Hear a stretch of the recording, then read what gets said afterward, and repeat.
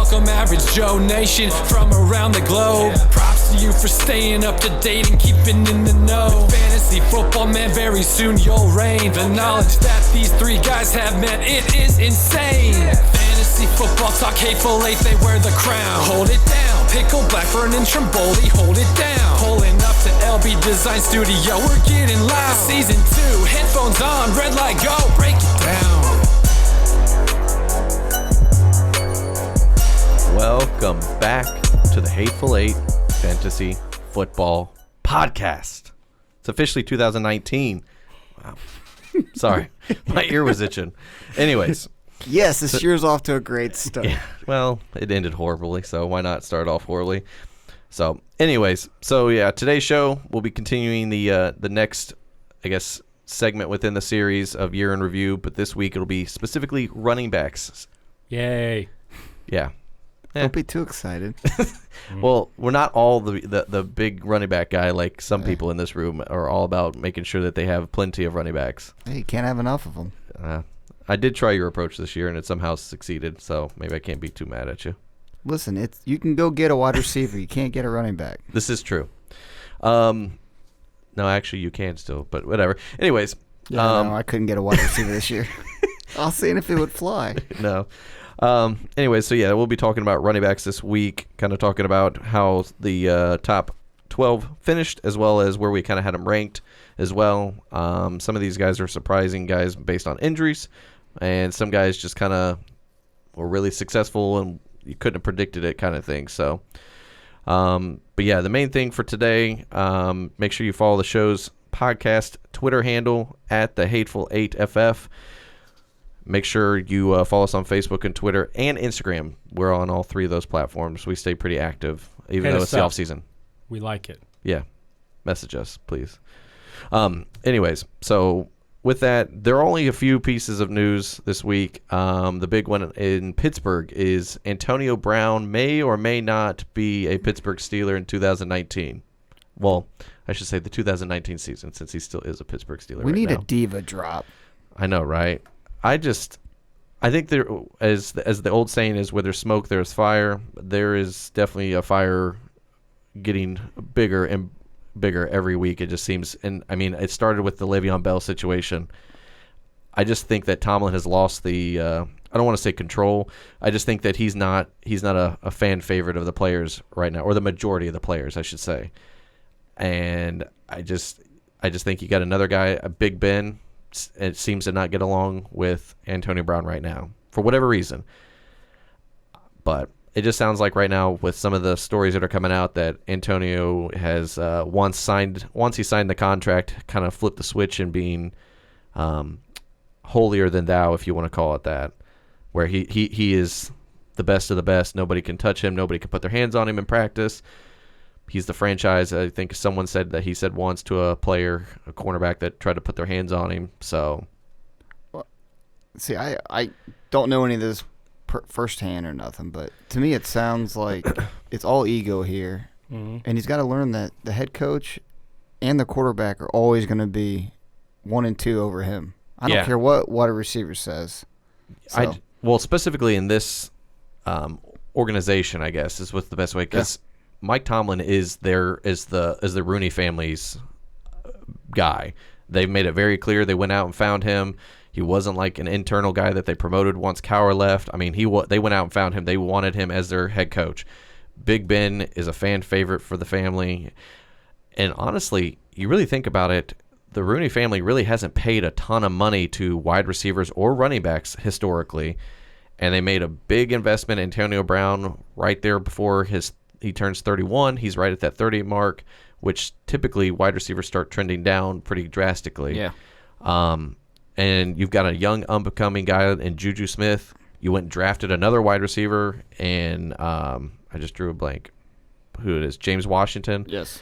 You went and traded for Ryan Switzer. I mean, you brought in a couple guys. You brought back Eli Rogers. I mean, you brought in guys to kind of help the receiving game. You got 2 good tight ends in Vance McDonald and Jesse James. James Conner stepped up. So did Jalen Samuels. Yeah, those guys are all great, but they're not Antonio Brown. No. Right. But to me, you've got an aging quarterback who is contemplated back and forth the last couple of years of retirement. And you got Antonio Brown, who is now making a big to-do about something that, I guess in thought process-wise, would be not that big of a deal. I mean, I just think that this is getting bigger and bigger because I think there's more. So and I think this is just the surface. So you saying blow it up? I hate to say it, but I mean, I think that personally, I think that you can't have these three people all in the same room. And I think two of the three are on the same team. I think there's one person in that three-person group that's not on the same page as the other two, which would be Antonio Brown. Right. And I think that bless you. Oh, man. That came out of nowhere. So I just think that you're looking at a situation, as long as Big Ben is the quarterback, I just don't know how you can have Antonio Brown in that locker room, because through the whole press conference with Mike Tomlin, you had Antonio Brown was tweeting and Instagram posting responses to something Tomlin had said in the interview process. And to make it even worse, it wasn't Antonio Brown that contacted Tomlin. It was his agent, which that's not your typical. Drew Rosenhaus contacted and said, AB's good. He's good to go. Right. And Mike Tomlin, being Mike Tomlin, who is pretty much straightforward, shoots straight, doesn't veer from, I mean, he doesn't change his opinion or way he speaks to anybody, it seems like, and just told Drew Rosenhaus, that's not how we do things. Well, that's not how it does. If Big Ben's back, they need to keep Brown. They do, but I just don't know if But if Big Ben leaves and they're going to start over with that rookie they drafted, Mason Rudolph and James, call Oakland. there's a lot of teams out there. What's funny is I texted in our group text that he removed himself, like he removed all the social media stuff of Pittsburgh, which is pretty much what Le'Veon Bell did, and then he started following all the San Francisco 49er pages within those set social media. I mean, it is bigger than, I guess it could be nothing, but I mean, that's a pretty drastic thing regardless. It's a pretty weird team to just all of a sudden just follow, too. Right. Yeah. Well, you did have, who was it? George Kittle added he him on reached Twitter out. with the big eyes and said, sup. So, But not too many teams can take on that contract. Right. Or would 49ers want to at his 49ers age. can. the 49ers can. Oakland can. Oakland can. Do you still think they're going to want to when they're both rebuilding teams at a wide receiver that old? I don't know. Well, I think that, for me, I think Kyle Shanahan is probably on the outside. Like, we can get a top 5 wide receiver, even though he's aged. Well, He's still a top 5 guy. I heard a rumor, too, that the Giants were also maybe shopping OBJ. Right. And 49ers were interested in that, too. I think they're just trying to get a top 10 wide receiver in the NFL right now while they can, to kind of pair with some of these younger guys. Plus, they got a good OBJ's younger, too. right. I'd rather go get OBJ than Antonio. Yeah, It's the same price tag. essentially. Well, I that's just want the younger player. Right. right. They're both great players. Yeah. I don't know. I just think that there's bigger situation than what I think. This is just the surface. People are like, well, it was just a walkthrough, and he got mad at Big Ben because Big Ben told him he couldn't run this route. Get him out of here and put somebody else in to run this route because I want to see something on a hot route or whatever. I mean, I'm sure your feelings are hurt as Antonio Brown, but on the flip side, if you're not able to run the route, you can't run the route. Right. I don't care if you're 25. I don't care if you're 35. If you can't run the route, you can't run the route. It is what it is.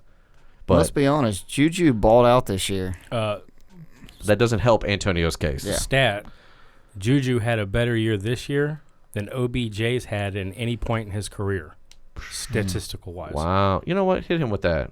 Boom. Knowledge. There you go. I'm just saying. Well, I mean, if you have OBJ's never had a counterpart as Antonio Brown, Right. so that does help Right. Juju's, numbers. But I'm looking at it from Pittsburgh's standpoint. If they do get rid of Brown, they have a number 1 receiver sitting there, and Yeah. Juju. That's what I'm thinking. But the thing is, I looked, and number-wise, it's, I think, like $1 million difference. If it's like $20 million if they keep him, $21 million if they no, it's $21 million if they keep him, $20 million if they don't. If they trade him before the June 1st thing. It's like $1 million difference. So if you can make it work, great, but I just think that this is just going to be a snowball effect and just going to get bigger and bigger. Now that you're in the offseason, you didn't make the playoffs. There's just a lot of things, and you already basically said no to Le'Veon Bell. yeah.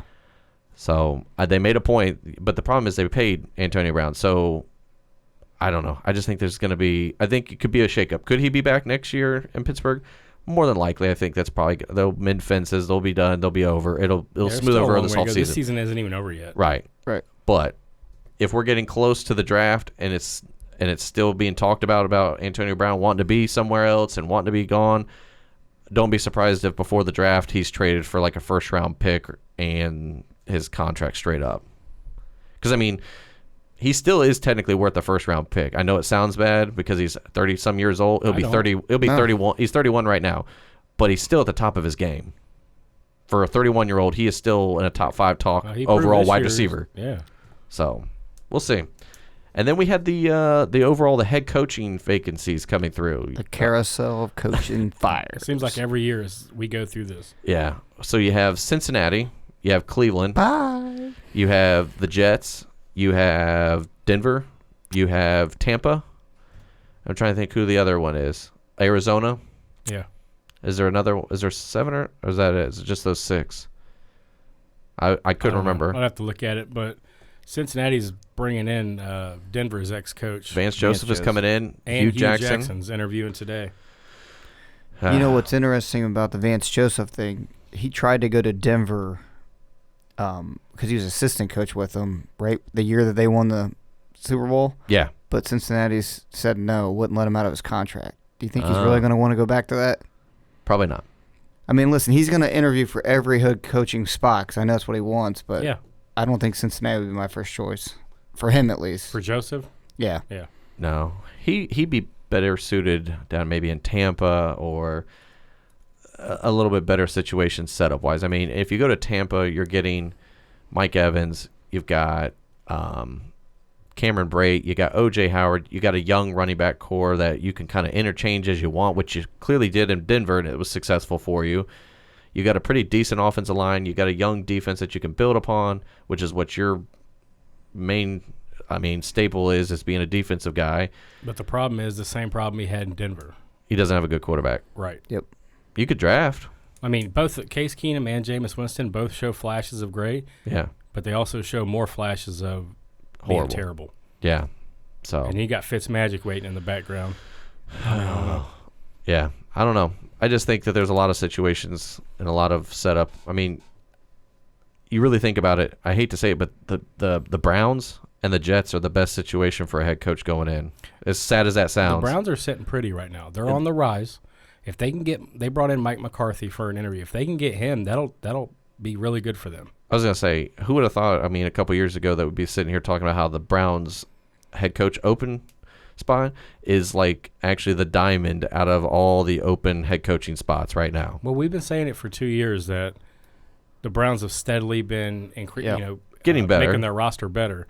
And this year with Baker Mayfield, I think that kind of put him over the top. Baker Mayfield was a big hit. Yeah.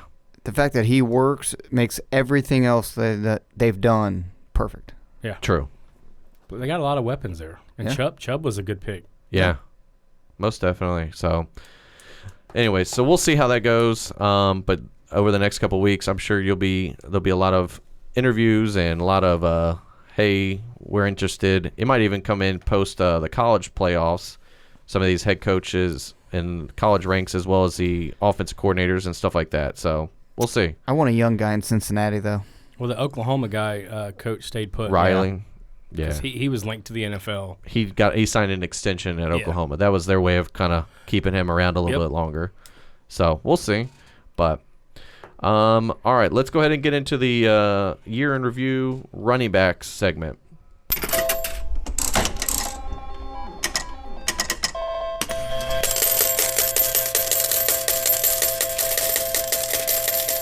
Running backs. All right, year in review. I've been doing like the slot machine. I figured because I feel like we were listening to the opening of Pink Floyd's Money. probably Without the sweet music in the background, though. Yeah, sorry about that. I should have found that. Anyways, so this is the running backs year in review, sponsored by Trophy Smack. They're a great company out there. They've got, like I said, over 1,000 different customizations, all the way from the topper, as well as like the different pillar colors, the base. I mean, you can stack it up. The base, like small model, if you want to even call it that, is the like 26-inch standing high.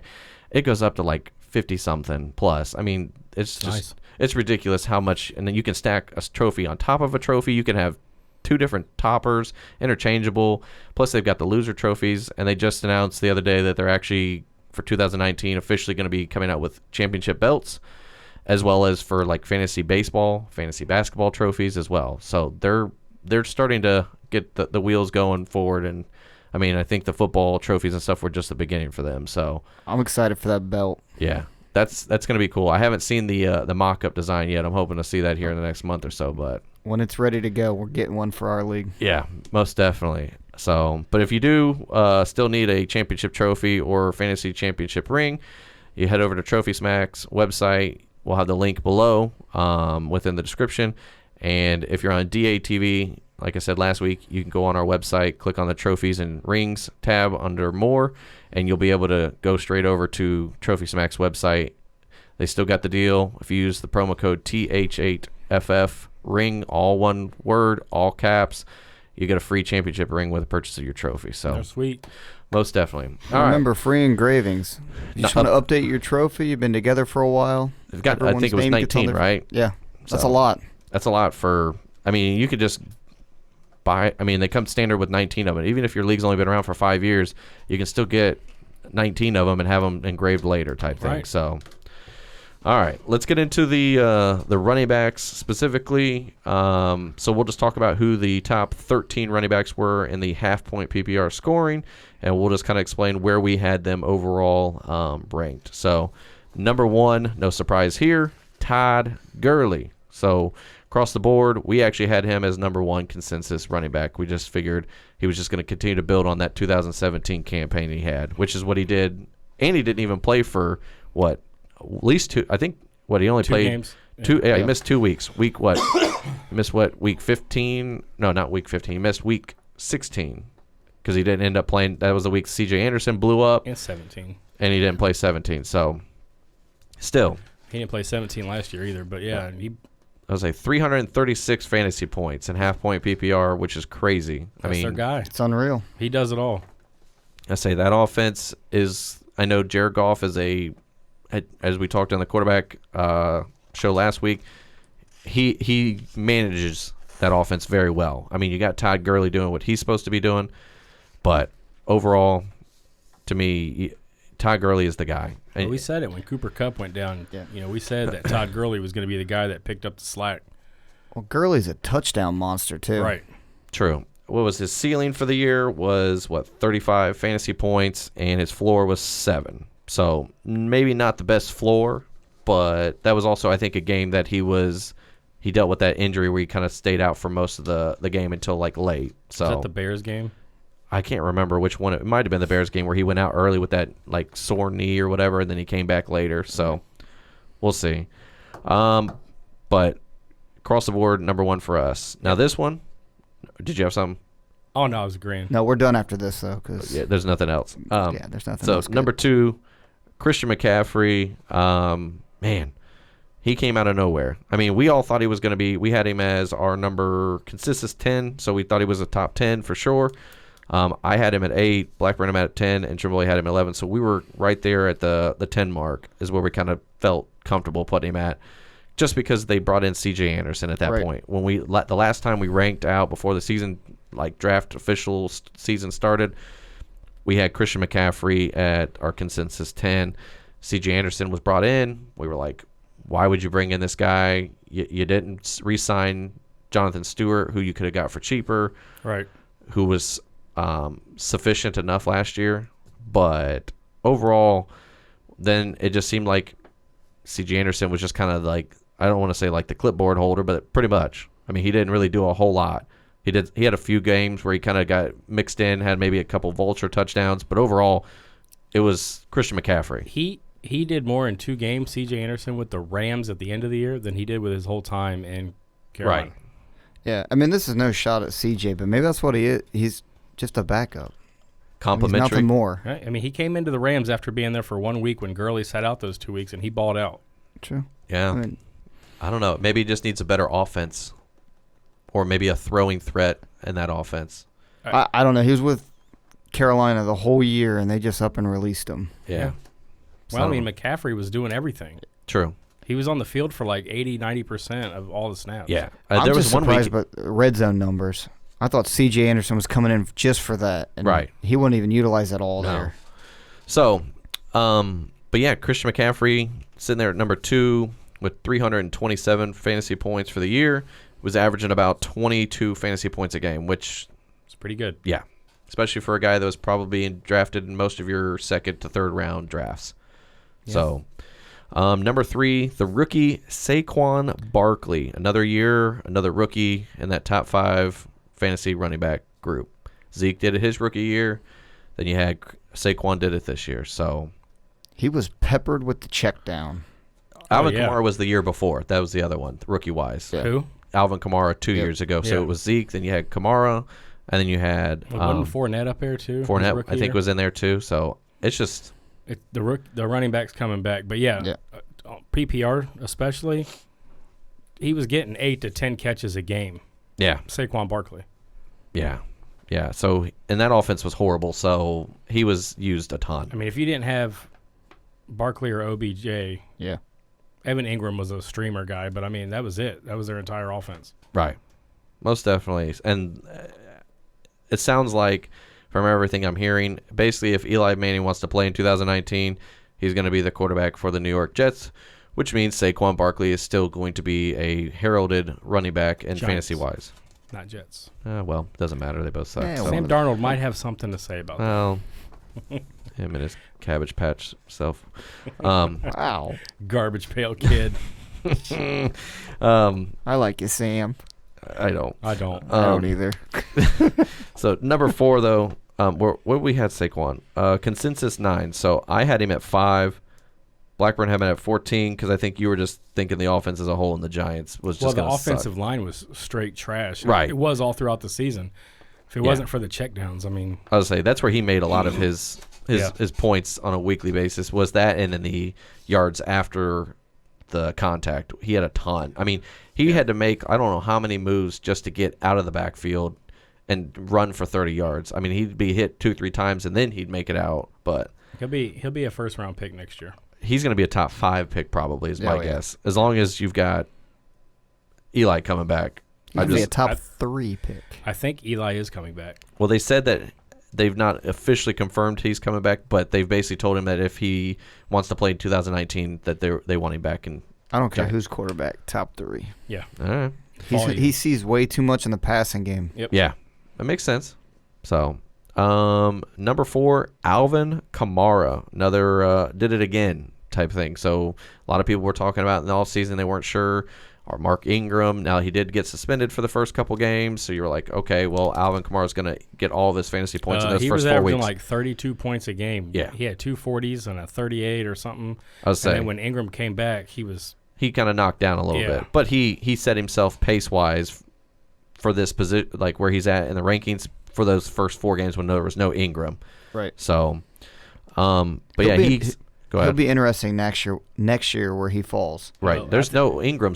I mean, unless they sign Ingram, which I don't expect them to because he's going to want money more than what they're going to they'll want to get a repay him. backup. He's going to see the majority, and I think he'll pair well with Teddy Bridgewater. Yeah.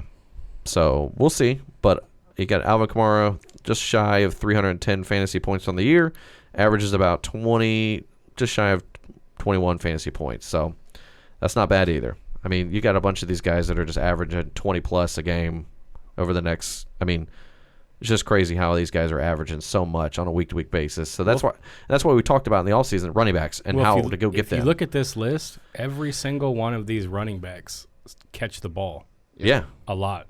Yeah. I mean, I'm just impressed. So, like I said, Alvin Kamara was our consensus number 4. We said I and Trimboli had him at 4, and then Blackburn had him at 5. And either way, top 4, we all had him there. We just figured last year was not a fluke. We figured they were going to do the same thing that they did last year and figure in how to use Kamara and Ingram in some fashion, and they did. The only thing is you don't see Mark Ingram in this top 13 like you saw him last year in that top 8 Well, spot. Drew Brees all of a sudden decided to throw a lot more this year too. Yeah. I was saying he threw more than he did last year, and I did think that did kind of take away Ingram's use because Kamara was the guy that was catching out of the backfield, Exactly. and they really didn't have another pass catcher outside of Michael Thomas. So, coming in at number 5, Ezekiel Elliott, 288 fantasy points for the year, just shy of 20 fantasy points a game. He kind of had a slow start, but then I'd say about quarter of the way through the season, really start picking it up on a week-to-week basis. So we each had him at our consensus 3, so not far off of what we thought he was going to be. Trimboli had him at 5, and Blackburn and I had him at 3. So I just thought it was just going to be all volume. Yeah. And actually, when they got Amari Cooper, he's seen a little dip in his catches. He did. That's when they started kind of transitioning more so into the run only, not the pass catching like they were trying to earlier. Granted, Zeke did improve on his pass catching volume still. Even with Amari Cooper there, he finished the year more receptions than he had the year before. And I just think that this offense is going to continue to kind of, as long as they re-sign Amari Cooper and Michael Gallup gets into a better swing early on next year, and that offensive line is 100% next year, or at least they get a better version of it, I just think that you're going to continue to see this kind of offense where Zeke's going to see 20 touches out of the backfield, and he's going to see 5 receptions or 5 targets a game, which is what he was averaging, about 3 to 5 a game. So I just think that you're going to continue to see, and I don't think you're going to see much of a difference in these top 5 guys. Even this next guy we're going to talk about, overall volume-wise, I just think the offense is going to stay about the same where they're at. So feed him. Feed Zeke. Yeah. Man. A little Ewok. That's what he looks like. Someone posted that next to it, and I forget, somebody posted that like celebrity-wise, and he actually like quote tweeted it with like an emoji, like really kind of thing. So I mean, it's pretty much dead on. True. So, all right, number 6, Melvin Gordon, 238 fantasy points on the year, averages about 21 a game. He only played 11 games though. Yeah, he missed 6 games and he still finished in the top 6. What does that tell you? Well, if he finishes, plays 4 games like the average everyone did, he's the number 2. Yeah. That's what's crazy. And Austin Eckler kind of stepped in for those games, and then Justin Jackson came in. Yeah. Well, it's funny. The only reason why he's ever ranked as low on our list is because of injury. Yeah. We even said that. Phillip Rivers, they predominantly throw, but he plays a big role in the passing game. Yeah, I mean, we had him as our consensus 6, and that's where he finished as well. So, I mean, we kind of banked into the injuries of maybe missing a couple games because even the year before, he missed the last 2 games with the knee injury or whatever. So, it's just, if you ever look at the picture, type in Melvin Gordon's legs. You want to see it. The picture is like it's him, Adrian Peterson, Joe Mixon, and somebody else. And he just looks like he's got like a teenage guy, like junior high kid's like legs. You're just like, really? Like this guy's playing the NFL? No wonder why his legs like cripple and fall apart every year. I mean, you got Adrian Peterson's legs look like tree trunks out there. Joe Mixon's got some pretty his legs are looking like regular like athletic legs, and then you got if I had it, I'd pull it up and put it right here so you guys can see it on the screen. Maybe I'll do that in post editing, but I don't really check out dude's legs, but well, I just meant the picture across the board. Whatever. I knew what I meant. Shut up. But if we're going to compare, Saquon Barkley's probably got he's probably got some tree trunks going for him. So dude's a monster. Yeah, even in college he was. Some of these guys coming out of college, you could just know that transitioning wise, you knew they were going to be big time in the NFL. So, all right, number 7. Will not find any on any of our rankings, but no. Running back for the Pittsburgh Steelers, James Conner. What are you talking about? I got him right there. I don't. No. But we did have Le'Veon Bell as our consensus 5, so we were only 2 spots off with Conner. Yeah. True. If you want to swap out the running back position in general in Pittsburgh, yes. Listen, we just spelled Connor differently. That's what happened. It was a typo. Yeah, Conner, Bell. But seriously, it's pretty close. I think in Pittsburgh, no disrespect to Le'Veon Bell, but I think whoever is in that offense can be a system running back as long as they have catching skills. Well, I think it's the same concept there in New England. I think that James White, who we'll talk about, is a great running back in that system. Rex Burkhead, successful in that system. Sony Michel, when he got his time, successful in that offense. I just think that there are some offenses and some coordinators, coaches, whatever you want to call it, their play calling, their play style, I think you can put, as long as the running back is, I would say, average to above average talent-wise, can be successful. Mm-hmm. So I hate to say, but I do agree. I think that the Pittsburgh offense as a whole is a system running back setup. However, I do think Le'Veon Bell is a better running back than James Conner or Jalen Samuels. But I understand what you're saying in the concept that clearly you had no Le'Veon Bell, put James Conner in, successful. James Conner goes down, Jalen Samuel comes in, successful. Right. So it's nothing like a negative, like saying that Le'Veon Bell is not as good or just as good as Conner or Samuels. It just means that type of offense that he was in was basically whoever ended up being in that spot, as long as they were above average talent-wise, could be successful. So what's that say about Bell next year on a different team? Well, I think Bell overall, athletic-wise, is a step or two ahead of James Conner and maybe a couple even more steps ahead of Jalen Samuels. I just think that it doesn't help Bell's case when you had James Conner come in and basically kind of light it up, and then Jalen Samuels came right back after that and lit it up. Ridley had success when he was in. What's that? Ridley. Yeah. When he was, I mean, he had some touchdowns. I mean, to me, like, let's just put a situation in. We'll just put it Dallas. Rod Smith. If you take Ezekiel Elliott out, you put Rod Smith, he's going to be average. He's not going to light it up on the scoreboard like Zeke did. Same thing with let's see, who's another one? David Johnson. Yeah, Chase Edwards came in after. He did okay for a game or so, but he wasn't great. Neither was David Johnson. I don't like those two. The only reason I don't like those two examples is Pittsburgh had players that could take the ball over the top. Yeah. Meaning that Juju and Antonio Brown. So you can't just load up in the box anymore. Right. And both these guys catch a ton out of the backfield. So True. that makes them a unique situation. I just think for that offense, whoever, if they have pass catching skills, they're going to be successful. Yes, that I agree with completely. But I just mean, like, I don't think Bell's just a situational running back. No, I don't either. I meant no disrespect to Le'Veon Bell. He's a great running back. But with, like Pickle said, with him leaving and they put in Conner, unproven. They didn't really miss a beat. I mean, yes, True. Bell's a better running back than Conner. Okay? Oh, yeah. But they didn't miss a beat. Right. No, I get Pittsburgh's system. I just think Bell's unique in his own. Oh yeah, right. he's going to make his money. Don't get me I think wrong. He's going to go to Indianapolis, and that's going to be nasty. Yeah. So we'll see. I mean, and that's the thing. I think Bell needs an offense that can kind of take the top off the defense, whether it's with Hilton or if he goes to the Jets with, let's say, Robbie Anderson, somebody who can stretch the field a little bit. He needs an offense. If he goes to the Jets, he's going to be trash. Yeah. Well, this is just all True. questions we're going to have to answer next year. Yeah. But, everyone in fantasy in general, what's Conner/Bell going to look like? Who's ranked higher? Right. Who's going to see more value, out of the backfield? So. Yeah. I mean, it's going to be crazy to think that you might have James Conner and Le'Veon Bell both in, like, your top 10 running backs that you're looking at. Yeah. So, all right. So then you got James White out of nowhere. I mean, we had him as our consensus, I think, 46 or 47.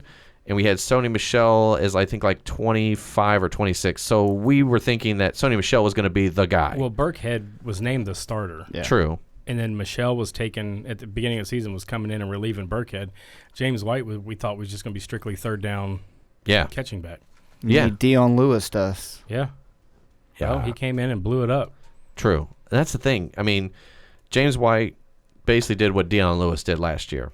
He was the main focus running back in the Patriots offense. And the Patriots offense even transitioned more into run heavy, pass catching out of the backfield for running backs than Deion Lewis was. That's because Brady wasn't throwing it down the field as much. I was going to say, this offense is going to change its identity. Like about a quarter way through the season when Gronk wasn't doing well, Edelman was suspended, and Hogan wasn't helping out offensively. They pretty much shut it down to little dink and dunk passes for Brady, and it was hand the ball off or screens out of the backfield. Yep. So and it worked.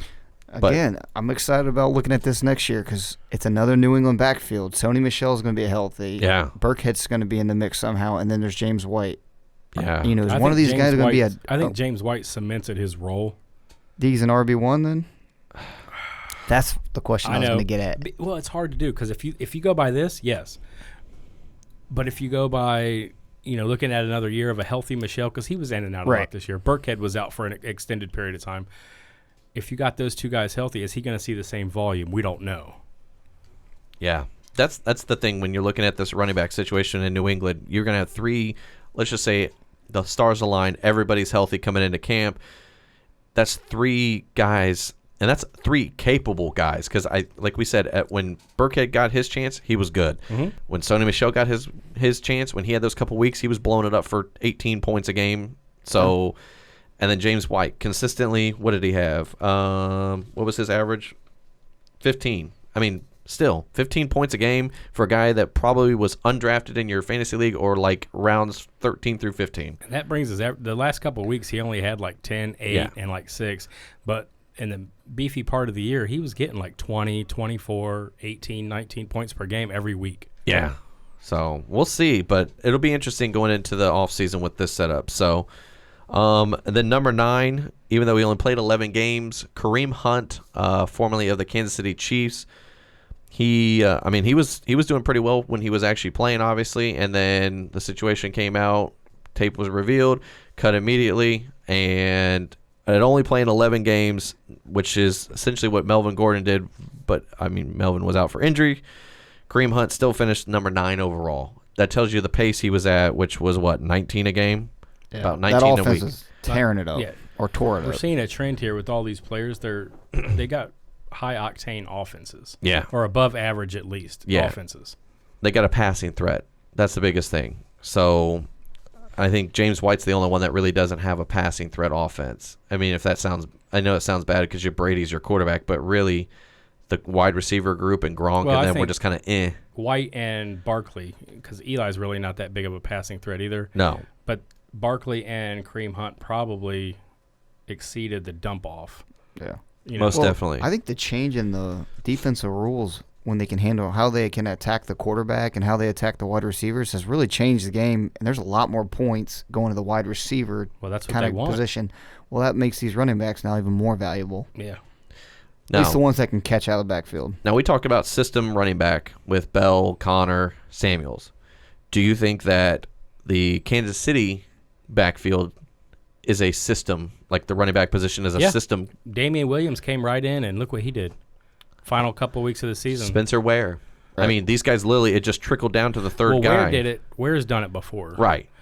But well, think about it. Kansas City hasn't had a running back to stay more than like 2 years in a while, and they still have success. Under Reed. Yeah. Right. Yes, under Yeah, Reed. Jamal Charles was the long one, but I mean, longest tenure with the running back wise. But he was hurt for a couple of those years where it was like he got hurt early or he was out for the whole season. So I just think that this is the true statement of a running back system. Didn't they extend Damian Williams? They did. Yeah, 2 and years. Spencer Ware will be a free agent at the end of the year. So I think the They'll writing probably is draft and the extension's not a ton of money. no, well, no. I mean, not what you could not expect. for what they could Well, what he could figure- have got somewhere else probably. Well, yeah, because you figure the quarterback's making rookie money.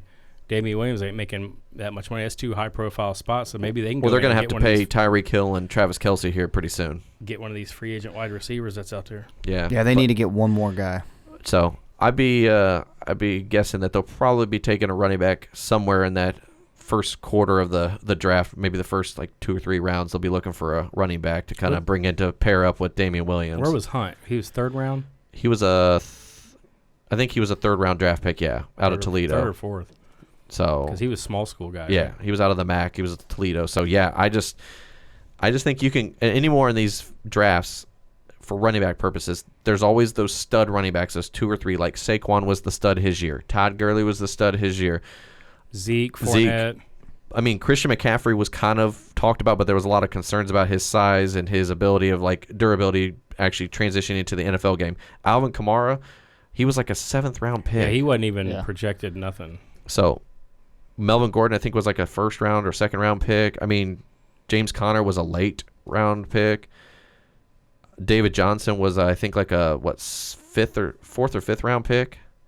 Yeah, I forget. He was how the late middle he of the went. group. So Mixon would have been a 1st round pick. right, Philip Lindsay came out of nowhere. he was Lindsey's got to be the Undrafted. surprise story. here. Undrafted. So that's my thing. So when you're looking at this, if you don't get one of the big name guys at like the number 1 or number 2 running back in the class, you can wait a couple rounds and find somebody who can, especially like Kansas City, you can find somebody who's going to be able to fit that mold that can kind of transition in and kind of be a system running back. So In PPR formats. In standard, you need to get that running back. oh yeah, Yeah. most definitely. Or else So you're going to be hurting. yeah. So all right. So then Number 10, David Johnson.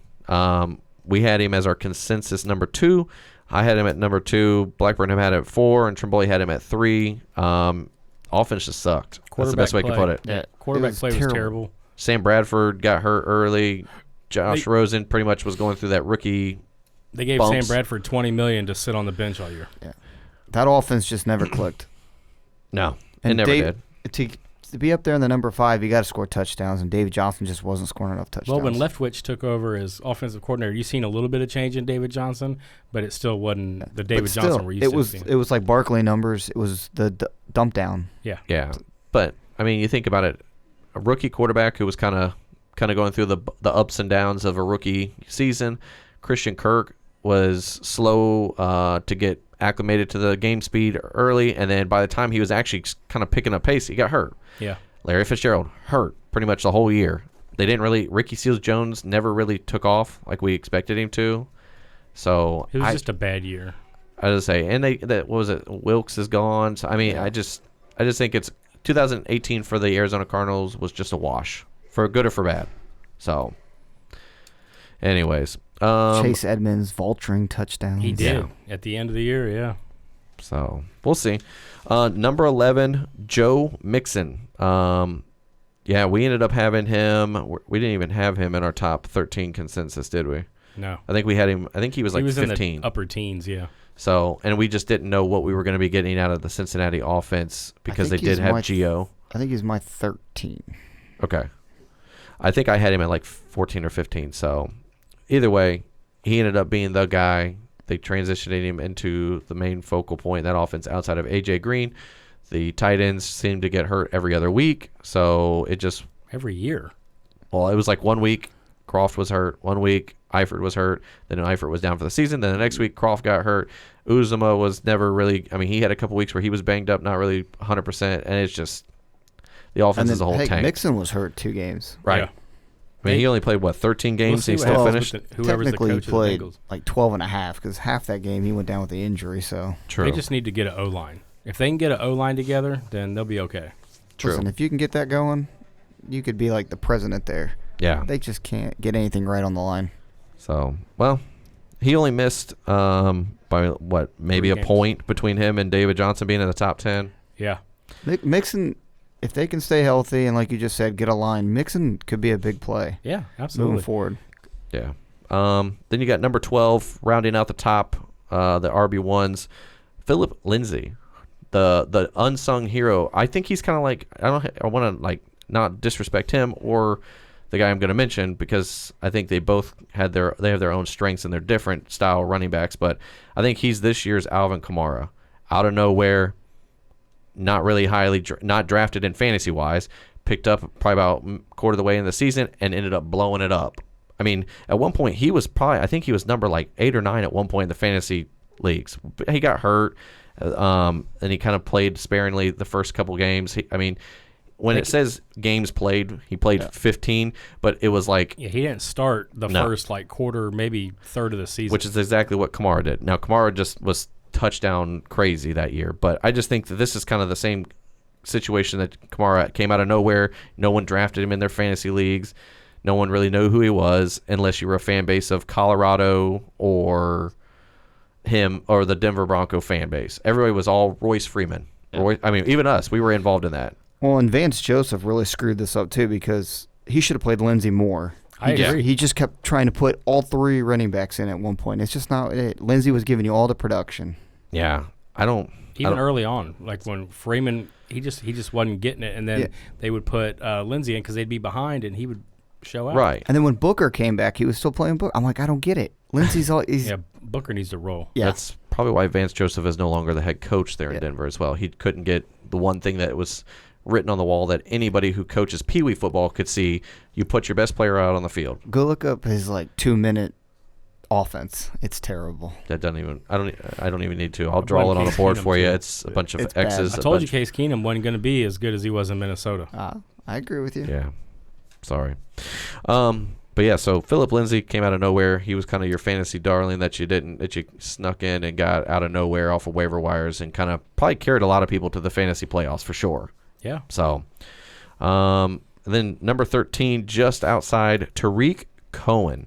Now, we had Jordan Howard as our consensus 12 because we thought that was going to be the running back out of Chicago. You heard all offseason. Jordan Howard can be a 3-down back. 3-down back. He's the our guy. We're going to use him. Good old Matt Nagy. Jordan Howard had a strong finish though this season. He did. Yeah, once it got cold.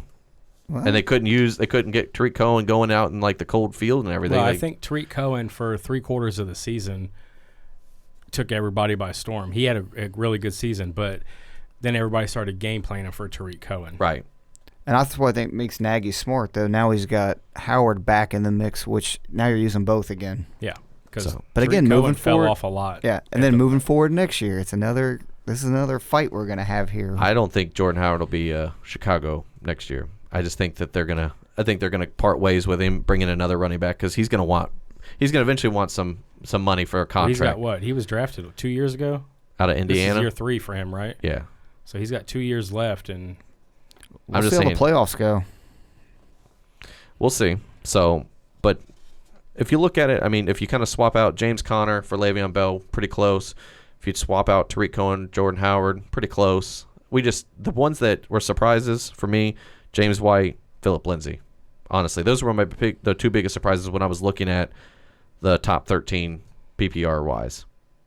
I mean, compared to our rankings preseason. I'll tell you what, I'm surprised we're not swapping because when Freeman went down, I'm surprised Coleman's numbers did not get better. Yeah, that was a disappointment, especially with Coleman being in a contract year. Yeah, I know that when I put it out on Twitter and on SleeperBot, like a resounding positive surprise, Phillip Lindsay. A resounding disappointment, Leonard Fournette. Oh yeah, big time. Well, he was hurt. Another disappointment is Dalvin Cook. Yep, that was another guy that kind of was mentioned as a disappointment. His ADP was like second, third round. Yeah. That offense as a whole with Dilla Filippo never really took off. So it's terrible. Yeah. So I mean, when you look at our top 13, Gurley, Johnson, Elliott, Kamara, Bell, Gordon, Hunt, Fournette, Barkley, McCaffrey, Cook, Howard, and Freeman. Freeman went out with an injury. Cook never really got off to a good start because of the offensive play calling or lack thereof. Leonard Fournette injured, and just internally he just imploded. He was fist fighting in Buffalo or wherever he was at with fist to helmet. Who does that? They're talking about trading him. I was to say Coughlin already said that they've already negated his guaranteed money because of his last suspension, and I know the NFLPA is going to go through their whatever filing of a grievance and everything, but that to me is the writing on the wall that Fournette may not be in a Jag uniform next year. Well, I would thought it was kind of harsh that they decided to do that, but that's why I looked into it. It's a lot more than that. It's his attitude all year. Yep. He came in overweight. Yep. I mean, he just was not ready to go or be a professional. Well, they can get good draft compensation for him, and they brought in Carlos Hyde for a reason. Yeah.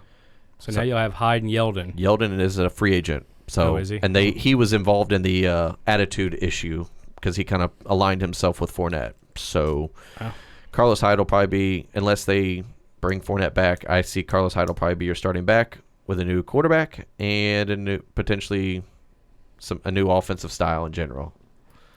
You know, on that Twitter post, someone said they were disappointed in Shady. Yeah. I thought that was kind of interesting. I didn't have him. You can't be disappointed in Shady. For one, you're throwing a rookie quarterback who did pretty well. Yeah. But you're missing 3 out of your 5 offensive linemen, and they were all Pro Bowlers. Right. Yeah. And you had nobody really to throw the ball to outside of Zay Jones, who kind of was he didn't really take off until probably about halfway through the season. Robert Foster then showed up last quarter of the season. Kelvin Benjamin was Trash. Charles Clay was And then Shady, I mean, we talked about it in the offseason. Why? Because of where his age, the type of offense he was going into, the lack of offensive linemen, that you can expect a guaranteed regression out of Shady McCoy. You draft him as your third best running back on your roster. Do not draft him as your 1 or 2. Draft him as your third best if you have to draft him. And when our hot takes show, he was my hot take was him to rank outside the top 15. Yeah. and not one of you guys disagreed, because I was just surprised to hear that he was a disappointment this year. I think he put up the numbers we expected. Yeah. He wasn't a disappointment for me. He's pretty pedestrian. Yeah. That's what I thought he was going to be. Yeah. And it's like you said, it's the team he was dealt. Yeah. And the age. Plus the 30 club. Yeah, I mean. There's a lot going on against him. It was a pretty big hill to climb, and unfortunately there was different times where he started climbing the mountain, and he started actually looking like he was okay.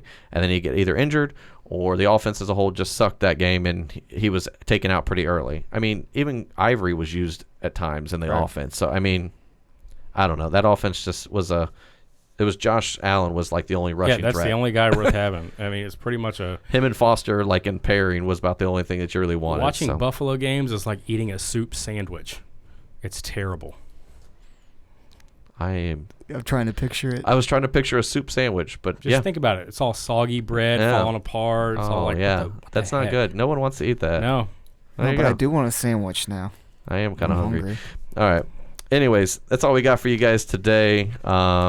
Thanks for tuning in, whether it's on the podcast side or on YouTube or even on DATV. You can follow us on our personal Twitter accounts at JPickleTH8FF, at JBlackburnTH8FF, at FTrimTH8FF. We'll be here all off season. You can tweet at us at any point if you got questions, or if you got dynasty questions, keeper questions, league questions, because this is kind of the off season for most leagues. Kind of revamping, taking the good and the bad and saying what you want to change, what you liked, what you didn't. If you got questions, ask us. That's what we're here for all off season. So, before we go, let's get into Wild Card Weekend real quick. Ooh. What's your guys' picks for this weekend's games? I think it's Dallas, Seattle, Philadelphia, Chicago. I got Chicago over Philly. Yeah, it's at Chicago. I agree. I think my biggest concern, if Foles was going into this game healthy, I would give a better chance to Philadelphia competing. However, with him banged up, specifically dealing with rib injuries, probably going to have some sort of rib chest protector on against a really good pass rush. Coming. That's I think they're going to be the downfall for the Eagles offense.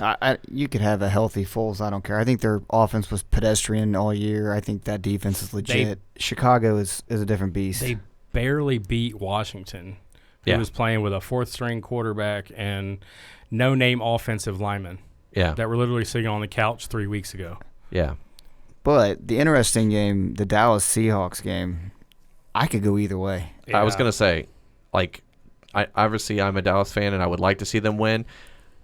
I think if there is any edge, if there is any tip of the scale for Dallas's favor, is the fact that it's in Dallas versus in Seattle. Yeah, if it was in Seattle, I would pick Seattle. I'd pick against Dallas. But yeah, I mean, this game's a toss-up for me. I don't really have a pick. I say it's a 10-point swing either way, whether Seattle wins by 10 or Dallas wins by 10. I think it's going to be a swing of 10 points either way. It's going to be whose ever defense makes a big play. And the thing is, you got both of these defenses are very strong, very good defenses. Dak cannot make mistakes. Dak has to do what he does when he is on, and he is good Dak versus bad Dak. He has to make smart throws, and you got to hand the ball off to Zeke, and you got to get Zeke going early. Yes. You cannot be down 2 touchdowns or down a touchdown late in the third or fourth, and you're just now starting to get Zeke rolling. He's done then. You got to get Zeke rolling early, and you got to give him his carries. Now, I will say Russell Wilson, he is a wild card in this game. I know it sounds like it's Russell Wilson. He does this, but to me, Russell Wilson is a wild card. He may be the guy that goes out and throws the ball to 3 touchdowns to Lockett or whoever else. Or he may be the guy that hands the ball off to Carson or whoever a couple of times. That run game, they're going to try to get the run game going. You can guarantee that. I think it comes down to turnovers. I know that sounds as dumb as that sounds. I think it's whoever commits the least amount of turnovers and gets their run game going will be the team that wins. Who's the AFC games? It is. We got the Colts and Texans, and then the Chargers and Ravens. So who are we taking in the Dallas-Seattle game? I think it's a slight edge, and I give a 3-point favorite to Dallas, and it's only because it's at home. That's the only reason why. I hate Dallas. I'm going Seattle. I get to be the middleman. I got Dallas. I don't think it's a big win for either team. Whoever wins, I don't think it's a big win. I just like the home team. So it makes a huge difference for Dallas that it's a home game. Yeah. Okay. Colts, Texans. It's at the Texans. Texans. Only reason why I say Colts is because the Colts have actually played pretty well on the road, surprisingly enough. And it's in a dome, so it doesn't really change their outdoor-indoor setup. I think the Colts win, but I think it's a small win. I think it's like a touchdown victory. Don't want to agree with you, but I'm going to agree with you too. I'm just saying. I can't go against the Watkins Hopkins. Watson and Hopkins. Problem is, I don't know which storyline I want to go with more. Watkins to win and redeem himself. Here's my thing on it. Both offenses are really good. Yeah. What it comes down to is defense. Colts have a good defense, yes, but I think Texans' defense is better. Yeah. Fair enough. All right. Chargers, Ravens. Ravens. It's They're at hot. Baltimore. Yeah, they just played a couple weeks ago. Their offense is hot, and they got like the number one defense, and it's at home. And the Chargers offensively have kind of fizzled out at times. I'm different. I'm going with the Chargers. Hunter Henry might play. I love it. Yeah. All right. Cool. Cool story.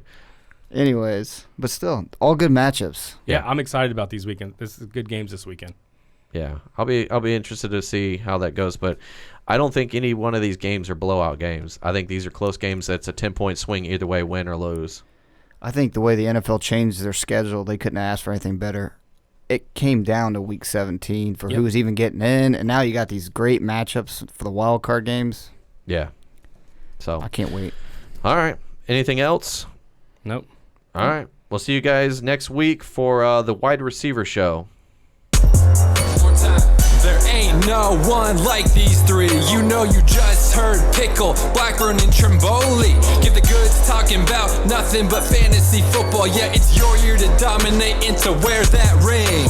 Prepare for the draft and dial in on your craft. Quarterback, the first round is a good choice, you ask? This guy's got first round pick, a favorite? Not so fast. He failed to tune into Hateful Eight. He's a chump finishing last.